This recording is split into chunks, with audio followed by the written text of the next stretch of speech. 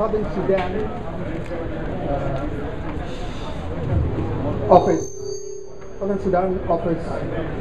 the government of Southern Sudan, honorable representatives of the government of the United States of America, honorable members of the International Court, honorable members of the community of Washington, D.C., honorable members of and friends of the Southern Sudan who have come today to share this occasion with us. I greet you all on behalf of the government and the people and the parties of Southern Sudan.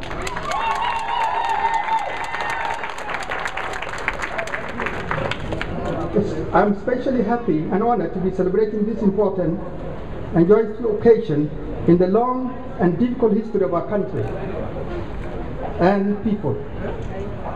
This day is the culmination of decades of difficult struggle and sacrifice by our people and active involvement by many peace-loving people inside and outside Sudan.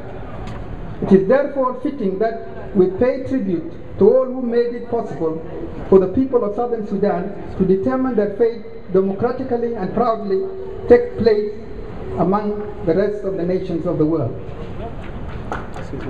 The selfless and patriotic sacrifice of the millions of nameless Southern Sudanese who struggled and lost their lives so that this day may become a reality deserve special and prime acknowledgement. They spoke up for the rights of their people when the world was not listening, and they persevered at a great risk to their lives when they were severely punished and brutalized. Great heroes like Father Sakrino, Lahuru, William Deng, and countless others deserve our eternal gratitude as we celebrate this day.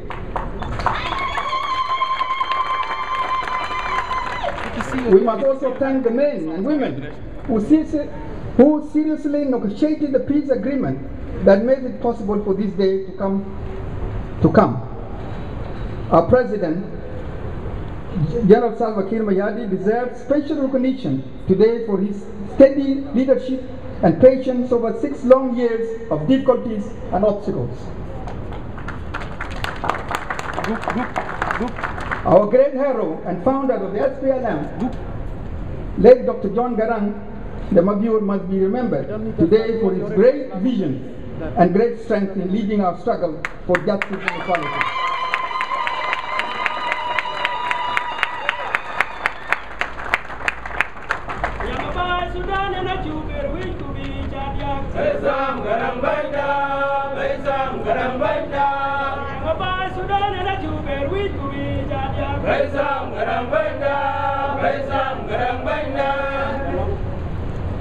And great strength in leading our struggle for justice and equality with great distinction. He will live forever in the hearts of the great people of Southern Sudan. This day was the result of a peace agreement that would not have been possible without its contribution of the leaders of the NCP. So we must thank President Umar al-Bashir and Vice President Ali Osman Khan for their invaluable role in reaching the agreement that ended long decades of bloodshed among fellow Sudanese. No one thrives without friends and allies. We are no exception. Our neighbors in IGAD, that is Kenya, Uganda, Ethiopia, Eritrea,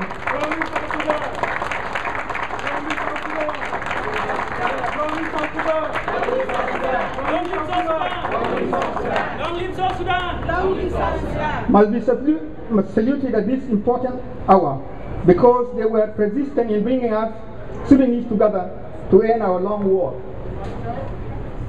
The United Nations, the African Union, African leaders such as former President Thabo Mbeki of South Africa, Abdul Salam Abubakar, of Nigeria, Pierre Buyoyo of Burundi, and others have and continue to actively work on issues that advance the quest for peace among the Sudanese. And we salute them today.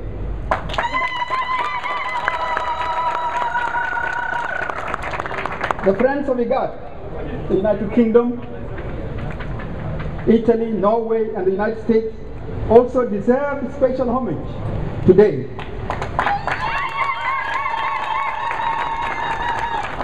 They marshaled their resources to help us reach the comprehensive agreement, and then patiently worked with us to stay the course even when things were almost hopeless.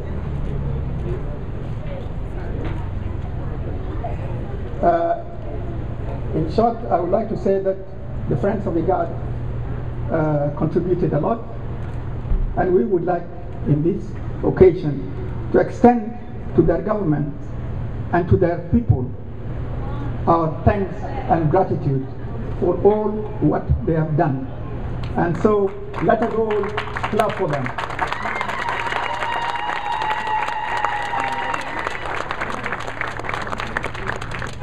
I must mention here, there are many of our friends and partners, countries and organizations who stood side by side with us. We don't like to mention them in names, but many of them are around here. Many of them are in Juba now. Many of them are in many towns in the south, and many of them are struggling to see that South enjoy peace and independence.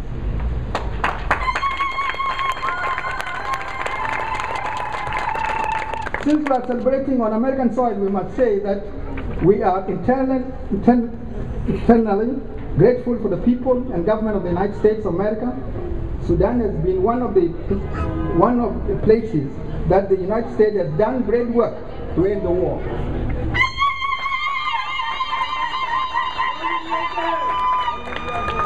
And help people see a future devoted to their development and away from acrimony and conflict. This was the program of the United States and its people, which has now been put in action, and that is why we are seeing this track here in front of us. The people of Southern Sudan, this new nation being born today with great hope and promise, have finally achieved their enduring dream for freedom and justice. I salute each and every one of you and wish you all a joyous and wonderful Independence Day. But we have to wake up tomorrow with the same sense of urgency that made this day possible. We must allow unity and reconciliation to take root among us so that we can build a peaceful, democratic, and prosperous Southern Sudan.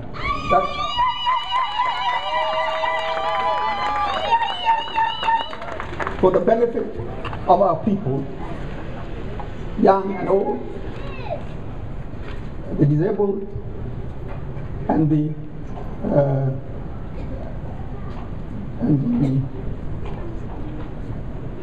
people in general.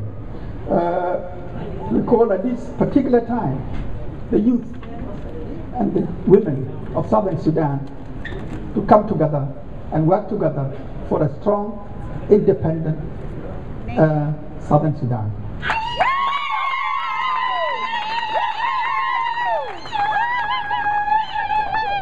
We have among us here now friends,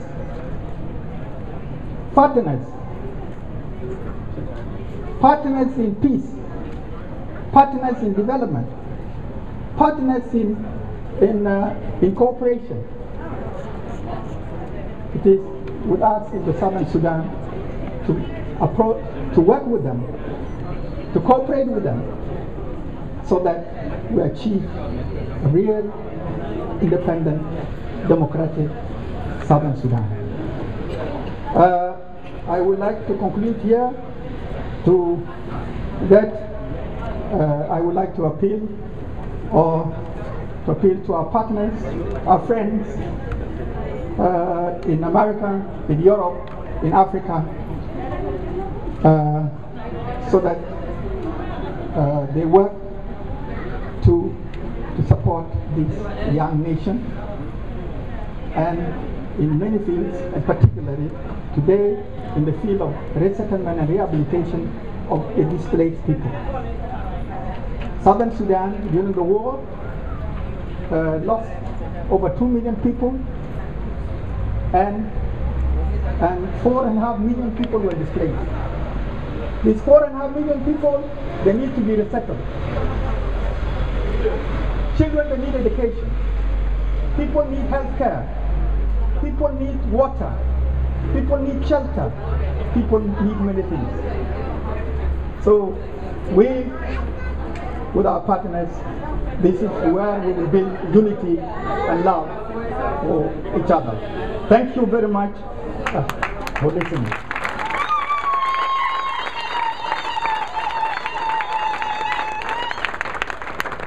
Thank you very much.